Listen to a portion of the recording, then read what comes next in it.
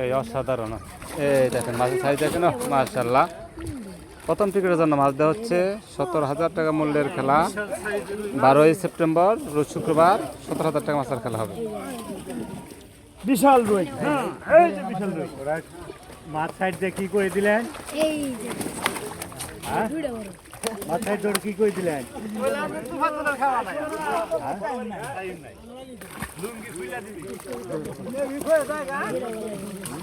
এটা তো ভালো না, মাছ কানে কানে করে দিবেন, এটা কিন্তু মানবো না। মাছের কয়ে দেন জানি হুসালা খায়।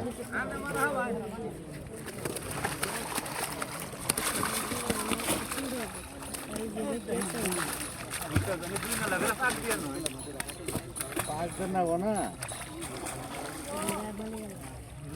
আচ্ছা